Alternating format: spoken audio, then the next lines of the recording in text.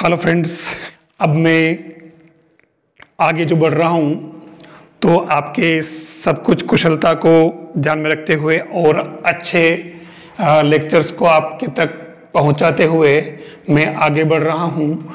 और इसके अंदर मैंने यानी वेक्टर और डॉट प्रोडक्ट है ना, स्केलर ट्रिपल प्रोडक्ट और वेक्टर ट्रिपल प्रोडक्ट, इन दोनों के टॉपिक के मैंने 5 लेक्चर आपको सेंड किए हैं। आप उनको अच्छी तरह से देख सकते हैं, समझ सकते हैं। मैंने काफ़ी अच्छे से उसको रिप्रेजेंट करने की कोशिश की है। अब मैं नेक्स्ट चल रहा हूँ। आपके सामने जो है टॉपिक वो है 3 डायमेंशनल ज्योमेट्री या त्रिविम ज्यामिति। और इसके अंदर पहला जो टॉपिक है वो है डायरेक्शन कोसाइंस और डायरेक्शन रेशोज, या फिर हम यूँ कहें दिक् को जाएं दिक् अनुपात, शॉर्ट में कहते हैं डिसीज एंड डीआरस। तो आप देखना, इसके अंदर ये जो चीज़ें आती है इनसे हम अक्सर कंफ्यूज होते हैं कि ये है क्या भला।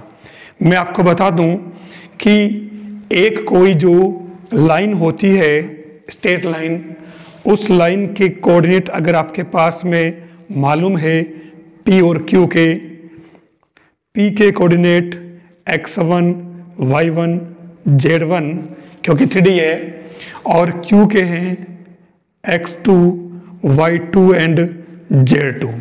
देखिए मैंने दिक् को जाएं और दिक् अनुपात डिसीज और डीआरस के लिए स्टार्टिंग कहाँ से की है। ये चीज़ अगर चाहिए इसके लिए आपको कोई लाइन होनी चाहिए और उस लाइन पर कोई से भी 2 कोऑर्डिनेट्स आपको मालूम होने चाहिए।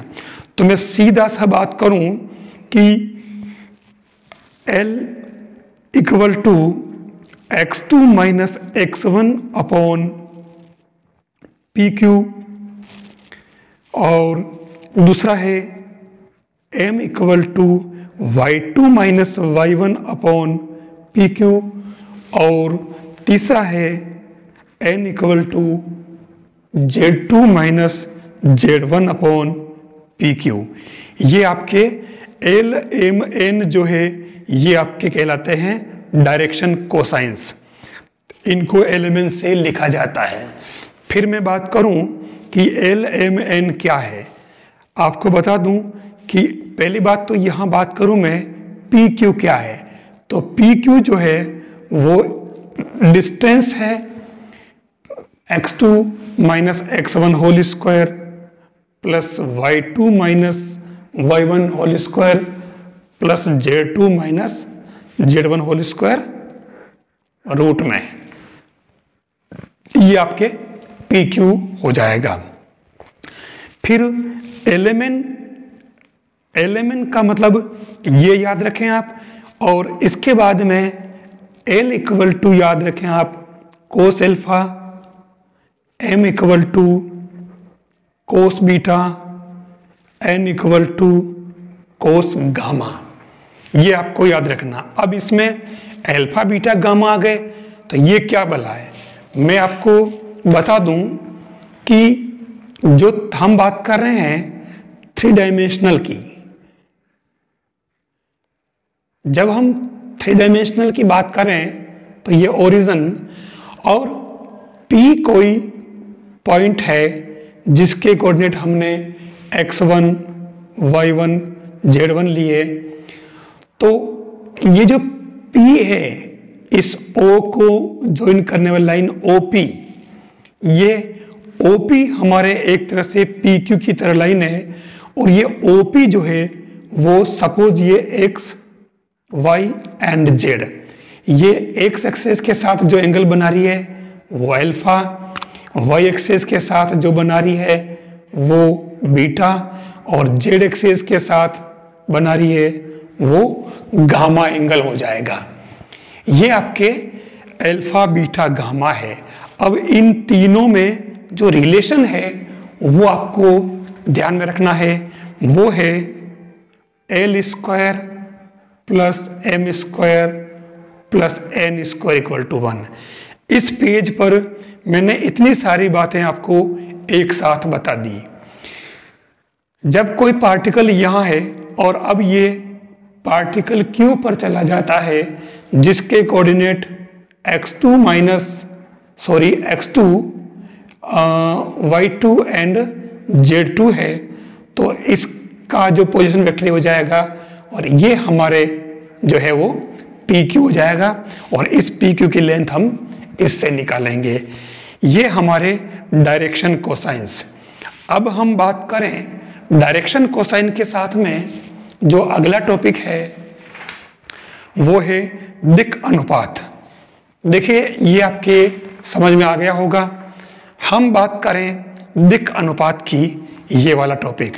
तो दिक् अनुपात का मतलब ये हुआ, दिक् अनुपात को हम यानी कि DRs, और इनको लिखा जाता है ABC से, small a, small b, small c।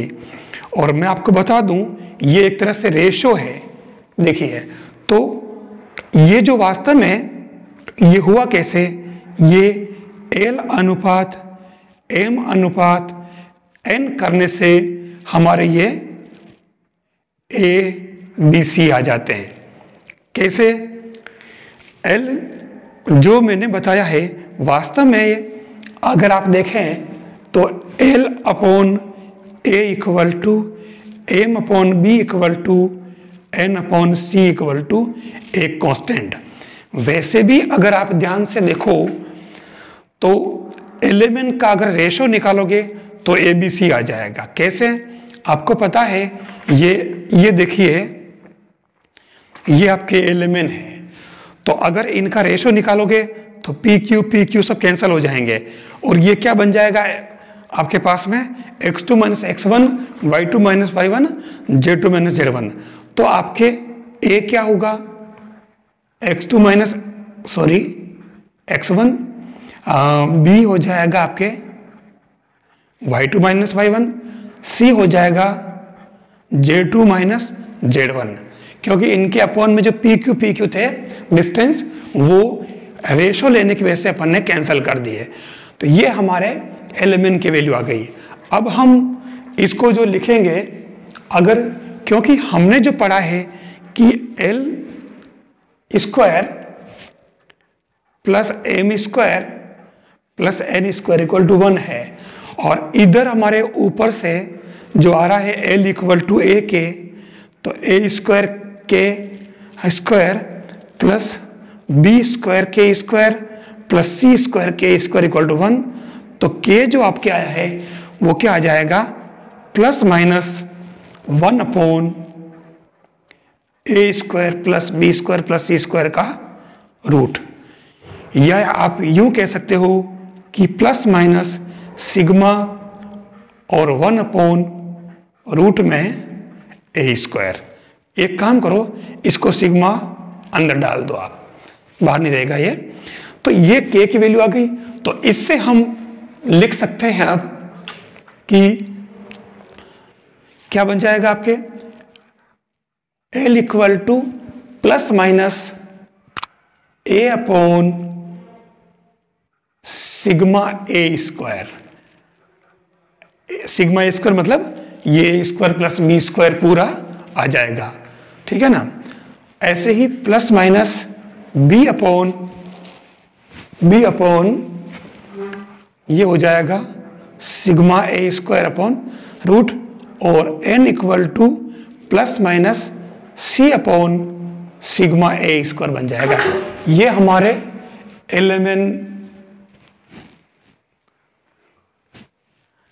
Element आ जाएगा आपके। तो एलिमेंट के रिलेशन आपके ये बन जाएगा इस तरीके से, और ABC और एलिमेंट में जो रिलेशन है वो हमने ये इस तरीके से निकाला। ये आप देख लीजिए। अब हम एलिमेंट के बाद में जब हम आगे बढ़ें तो जो अगला पार्ट आता है, मतलब वो लाइन, जैसे मैं कोई बात करूं, एक सिंपल सी बात कि अगर आपके पास में एक लाइन गिवन है, line which makes angle 90 degree, 135 degree and 45 degree. ये आपके कोई लाइन एंगल बना रही है, किसके साथ? With X, Y and Z axes respectively. ठीक है ना? ये कह रहा है कि आपको इस लाइन के डायरेक्शन कोसाइंस फाइंड करने हैं। तो सीधी सी बात हो गई, एल एम एन पूछा इसने, तो एल इक्वल टू हमने पढ़ा कोस alpha 90 degree, cos beta 135 degree and cos gamma यानी कि कोस 45 डिग्री। आप इन सभी की वैल्यू इसके अंदर पुट करें, ठीक है, तो ये आपके आंसर इसके आ जाएंगे, यानी कि आपके डिसीज आ जाएगा। ये डिसीज निकालने का तरीका। फिर बात करूं मैं एक चीज इसके अंदर और, जैसे ये कह रहा है कि आपको बताना है 3 कोऑर्डिनेट्स हैं। 3 कोऑर्डिनेट्स कैसे? कोऑर्डिनेट ए आपके पास में गिवन है 2, 3, -4। कोऑर्डिनेट बी गिवन है 1, -2, 3 एंड कोऑर्डिनेट सी गिवन है आपके पास 3, 8, -11। अब ये कह रहा है कि जैसे क्वेश्चन बना लिया इसका, ये कह रहा है कि आपको बताना है कि ये जो है कोलिनियर है, इसका आपको पता लगाना कि ये कोलिनियर है या नहीं। हम एक काम करें, अगर ये एक ही लाइन में है, समझना, सपोज ए, बी एंड सी, तो इसका मतलब ये हुआ कि इसके जो डायरेक्शन रेशोज, ध्यान रखना, D Rs of A B equal to D Rs of B C, अगर ये सेम आते हों तो आपके ये कोलिनियर हो जाएंगे। तो हम एक काम करें, ए बी के डायरेक्शन रेशो निकाल लें। Suppose A equal to x2 minus x1 -1, B equal to y2 minus y1 -2 -3, तो ये -5, c equal to z2 minus z1, तो ये 3 -4 यानी कि प्लस का 7 आ गया। ये आपके किसका? इस ए बी के डायरेक्शन रेशो आए। अब हम बात करें बी सी के, तो वही बात, x2 माइनस x1 3 -1, तो ये क्या बन गया आपके 3 -1 2, 8 माइनस मतलब y2 -1, तो 8 और 2 मतलब ये क्या 8 माइनस यानी कि 10 हो जाएगा, और -11 -3, तो ये हो जाएगा -14। अगर आप ध्यान से देखो तो ये जो ए बी और बी सी, ये जो रेशो हैं वो इस तरीके से हैं, A B equal to lambda B C, जो हमने वेक्टर के अंदर फाइंड किया था, यानी इसके जस्ट ये डबल है।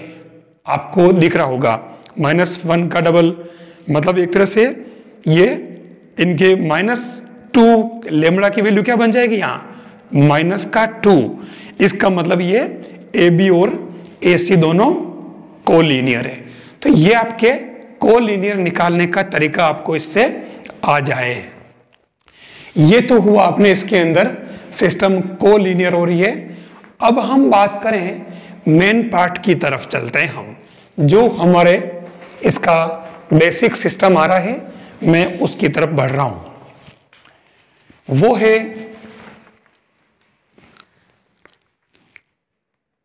कोऑर्डिनेट ज्योमेट्री इन 3D, और पूछा है इसने कि अंतरिक्ष में कोई रेखा है, उसका equation of a line in space, और इसके अंदर equation of line through a given point. देखिए आप मेन पार्ट पर आ जाइए। अब मैं जहां जहां इंडिकेट कर रहा हूं, and parallel to a given vector, यहां मैंने ये कह रहा कि उस लाइन का इक्वेशन फाइंड करना है जो आपके किसी गिवन पॉइंट से पास होती हो और वो किसी गिवन वेक्टर से। तो जिस पॉइंट से पास होती है वो तो हमारे कोऑर्डिनेट की फॉर्म में काम आएंगे, और जिस वेक्टर से पास होती है, जैसे वेक्टर बी, और ये कह रहा है कि कोई भी वेक्टर ले लो, सपोज इसके अंदर मान लो इसने ले लिया 2i plus 3j plus 4k। आपको उस लाइन का इक्वेशन फाइंड करना है जो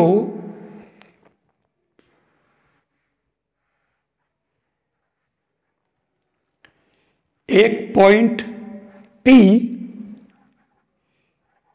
x y z से तो पास होती है, और ये वाली जो है ना कोई लाइन है, ये किसी पॉइंट P से वो पास हो रही है। Suppose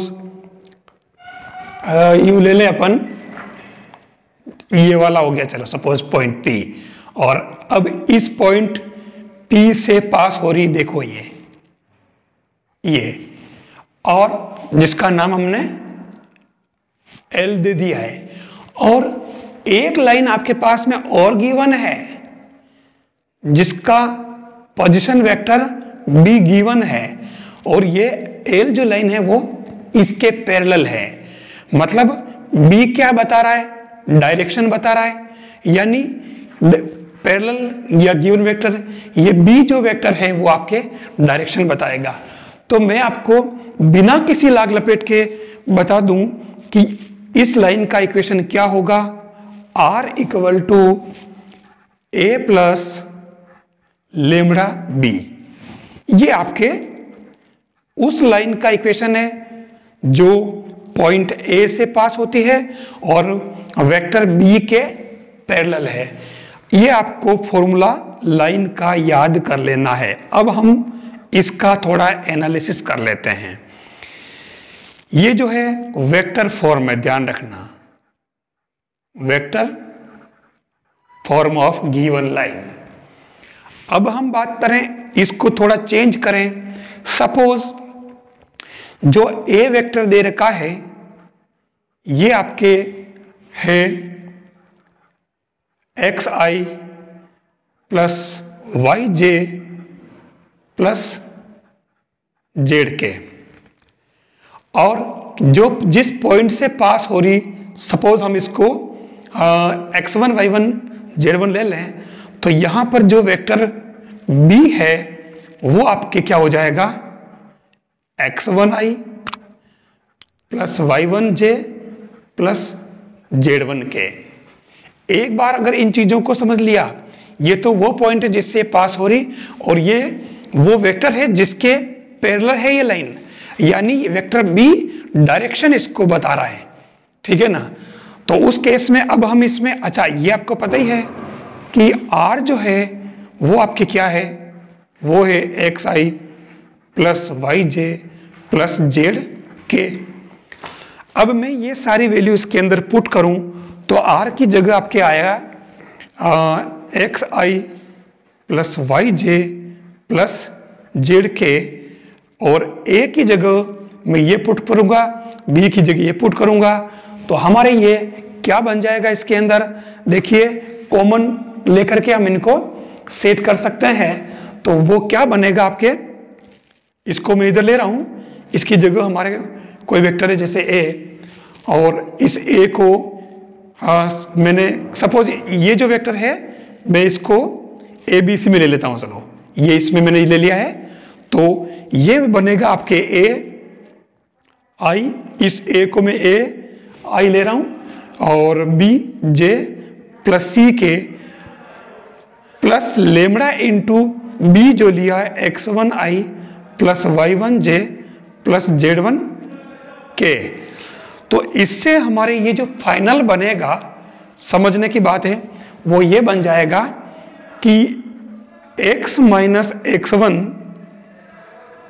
upon a equal to y minus y1 upon b z minus z1 upon c equal to lambda आ जाएगा। ये आपके क्या बन गया इक्वेशन, ये आपके बन गया जो लाइन का इक्वेशन है वो कार्टेशियन फॉर्म, ये आपके कार्टेशियन फॉर्म हो जाएगा। ये वेक्टर फॉर्म, ये कार्टेशियन फॉर्म। अब आपको ध्यान रखें, ये a मतलब x1 y1 z1 और b मतलब a b c, सीधा याद रखें ये उस लाइन का इक्वेशन है जो x1 y1 z1 से पास होती है और जिसके डी आर्स जो है दिक् अनुपात ए बी सी है। ये ए बी सी क्या है, दिक् अनुपात, और x1 y1 z1 इसके पॉइंट है जहां से ये पास हो रही है। तो ये इस तरीके से आपको इसको अच्छी तरह से समझ लेना है। कैसे, जैसे इसने जो लिया है आपके पास में एक क्वेश्चन लिया है, देखना आप, ये कह रहा है कि उस लाइन का इक्वेशन फाइंड करिए, ये वाला जो 5 2 - 4 से पास हो और इसके समांतर हो, पैरेलल हो। तो आपको मालूम है सीधी सीधी बात, R equal to A plus lambda B, ये हो जाएगा। तो R इक्वल टू ए, यानी कि सीधी सी बात है 5 2 - 4 मतलब 5i plus 2j minus 4k plus lambda, और b की जगह आपके आ जाएगा 3i plus 2j minus 8k। ये आपके इस लाइन का वेक्टर फॉर्म, सदिश रूप, ये आपके फर्स्ट जो पैटर्न आया ये वेक्टर फॉर्म आ गया। R equal to A plus B lambda B, मतलब ए तो वो पॉइंट है जिससे ये लाइन पास हो रही है और बी वो डायरेक्शन है यानी इसके पैरेलल है। ये याद रखना, ये दोनों चीजें ऐसे याद रखनी है। और अब इसको अगर आप कार्तीय रूप में बदले, अगर कार्तीय रूप यानी कि कार्टेशियन,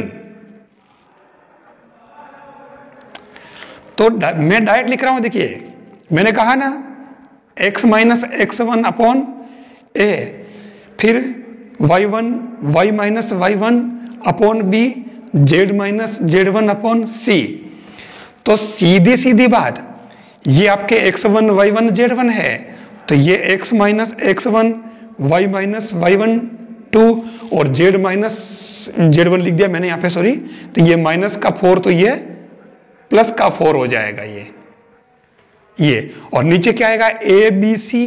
तो ए बी सी आपकी हो गया 3 2 - 8, 3 2 - 8। यानी आप डायरेक्ट कार्टेशियन फॉर्म से आप वेक्टर फॉर्म लिख सकते हो और वेक्टर फॉर्म से कार्टेशियन फॉर्म लिख सकते हो। बस ये ध्यान रखना, ये 3 2 8 वास्तव में क्या है, किसकी वैल्यू है, ए बी सी -8, ठीक है। और ये 5 2 - 4 एक तरह से इसके कोऑर्डिनेट्स है।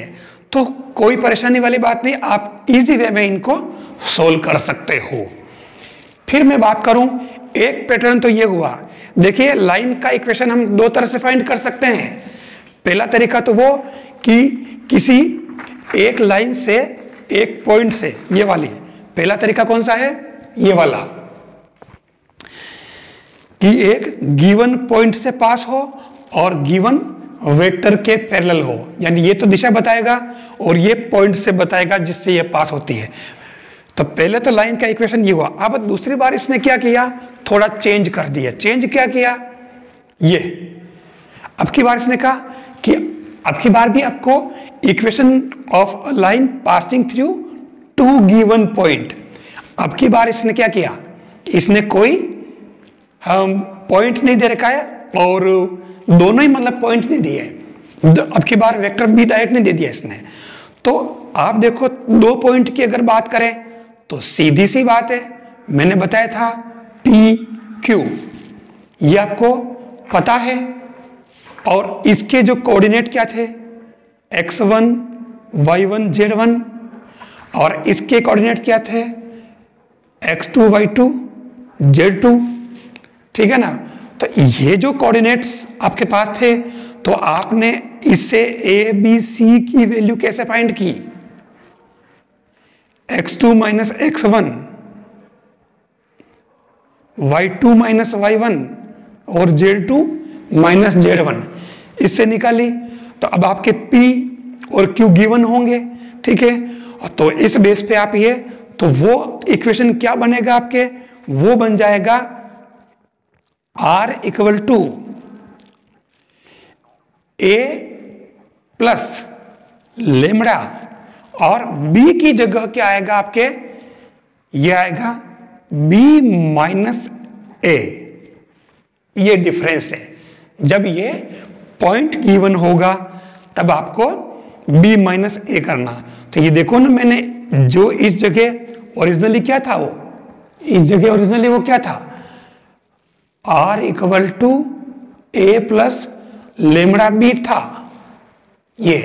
तो B की जगह हमारे क्या आ गया, B माइनस A, और A अपनी जगह एज इट इज है, कोई परेशानी वाली बात नहीं। तो अब आप जो, ये तो आपके क्या आ गया, वेक्टर फॉर्म, ठीक है। फिर आप बात करोगे इससे, ये क्या हो गया, vector form of given line.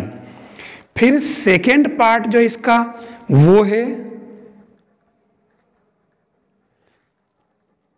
Cartesian form, मतलब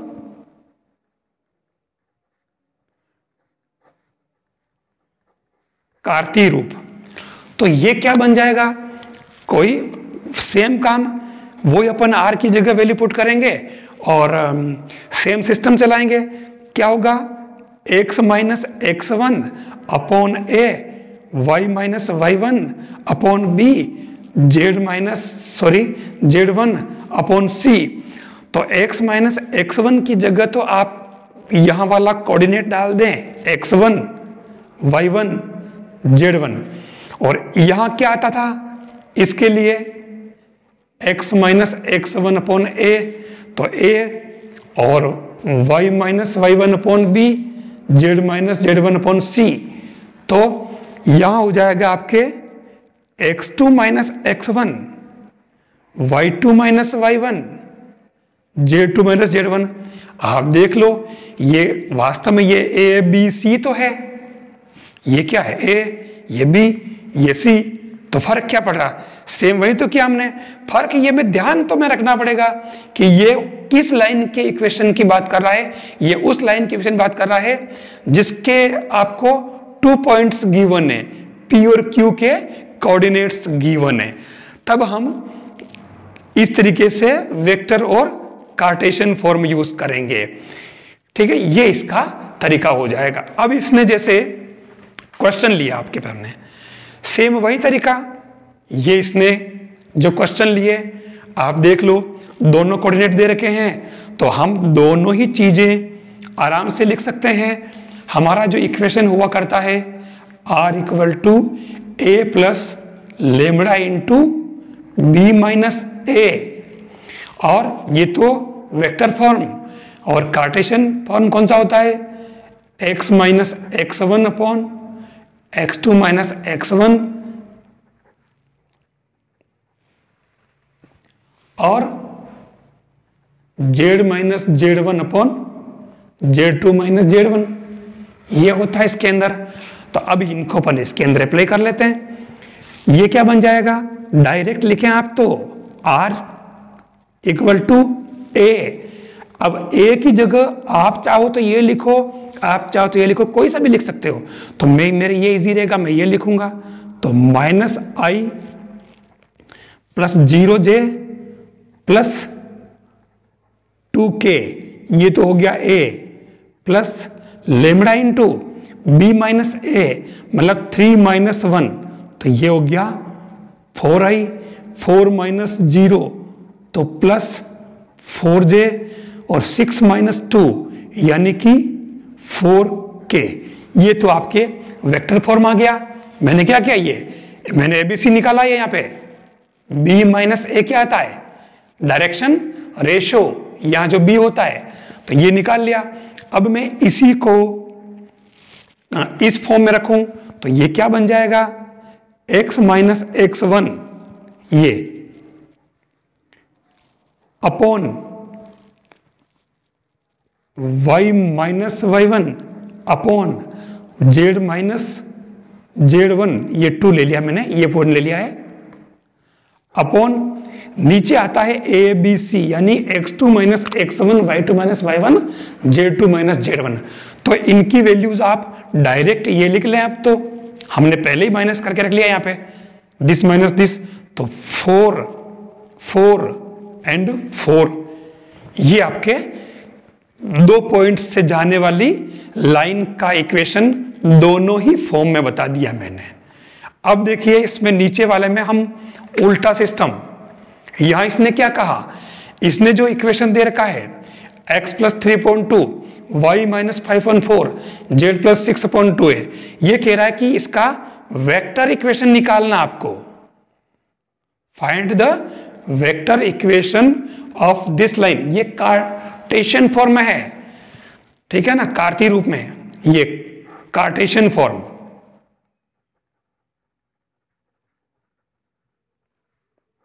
ठीक है, तो कार्टेशियन फॉर्म जो बन रहा है इसका, इसके अंदर आप क्या करोगे, कोई मैंने कहा ना, ये जो बताया, ये इस लाइन को देख करके ऑब्जर्व करिए आप, ये लाइन किस पॉइंट से पास हो रही है, P -3 5 और -6 से पास हो रही है।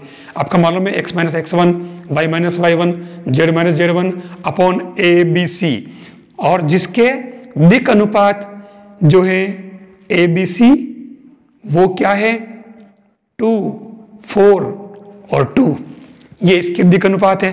तो अब ये इसका जो आपके वेक्टर फॉर्म बनेगा वो क्या बन जाएगा, r equal to a plus lambda B. तो ये क्या बन गया, r इक्वल टू a मतलब ये पॉइंट 3, तो ये बन जाएगा 3i। ये देखो ये 3 माइनस में है और 5 प्लस में रहेगा 5j और -6k, ये तो हो गया आपके a plus lambda B, B यानी कि 2 4 2, तो ये क्या बन जाएगा 2i plus 4j plus 2k। ये आप देख लो, ये अपने कार्टेशियन फॉर्म से हमें ये अगर इक्वेशन लिखना है तो हम ये लिख सकते हैं इस तरीके से, दोनों ही फॉर्म हमारे पास में इसे इसमें लिए। मैंने बताया ना, इस लाइन को देख करके पता चलना चाहिए कि ये उस लाइन का इक्वेशन है जो -3 5 और 6 -6 से पास होती है और जिसके दिक् अनुपात यानी डायरेक्शन रेशियोज क्या है वो 2 4 और 2 है। तो ये इस तरीके से आप इसको निकालें, कोई मुश्किल काम नहीं है, आराम से आप फाइंड कर सकते हो। अब मैं जो आगे नेक्स्ट जो है मैंने वो बताए हैं, बस ये सारे रिपीट कर दूं मैं एक बार खाली। जो सबसे पहला पॉइंट था एलिमेंट वाला, ठीक है, और उस एलिमेंट से देख लीजिए दिक् को जाए, दिक् अनुपात 2 पॉइंट दे रखे होंगे, इससे एलिमेंट निकाले और एलिमेंट में रिलेशन निकाला L² plus m² n² equal to 1, और उसके बाद में मैंने वापस दिक् अनुपात को रिप्रेजेंट किया इसके अंदर। ये आपके एलिमेंट को कैसे रिप्रेजेंट करेंगे, कोस alpha cos beta cos gamma. फिर हमारे पास अगर 3 पॉइंट दे रखे हैं तो ये पूछ रहा है कि ये कोलिनियर है, तो इसके लिए आप क्या करोगे, ए बी के दिक् अनुपात और बी सी के दिक् अनुपात बराबर होने चाहिए, तो ये कोलिनियर हो जाए। एक तरह से वो संरेख होने की शर्त है, 2 सदिशों के संरेख होने की, जो मैंने 2D के अंदर डॉट प्रोडक्ट और वेक्टर प्रोडक्ट के अंदर बताया था कि 2 सदिश जब संरेख होते हैं तो हम ये कंडीशन यूज करते हैं। तो इस तरीके से आप कोई से भी क्वेश्चन अगर दिए हो तो आप आराम से इस पैटर्न को आप समझ सकते हो।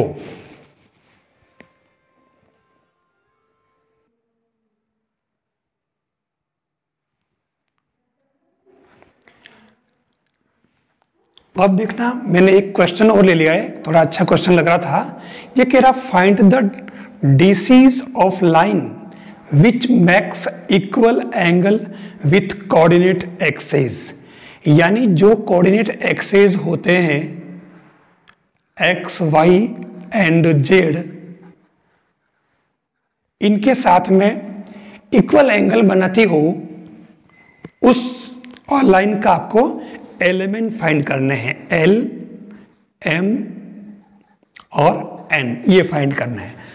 जब इक्वल एंगल बनाती है, सपोज में, हाँ, सभी जो इक्वल एंगल बना रही है, कोई ये लाइन हो गई, ठीक है, और ये एंगल जो है मान लो सभी के साथ में ये अल्फा ले लूं, ठीक है ना, सबका अल्फा ले लूं सबके साथ में, क्योंकि इक्वल बता रही है।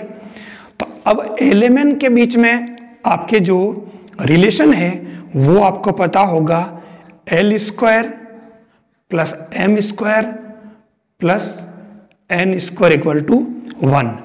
और आपको पता है कि एल जो होता है वो क्या होता, कोस एल्फा, ये होता है कोस बीटा, और ये होता है कोस गामा, ठीक है। और इनकी वैल्यू ये होती है, तो मैं इनके अंदर वैल्यू पुट कर दूं तो ये हो जाएगा आपके क्या, cos square alpha plus cos square alpha plus cos square alpha equal to 1।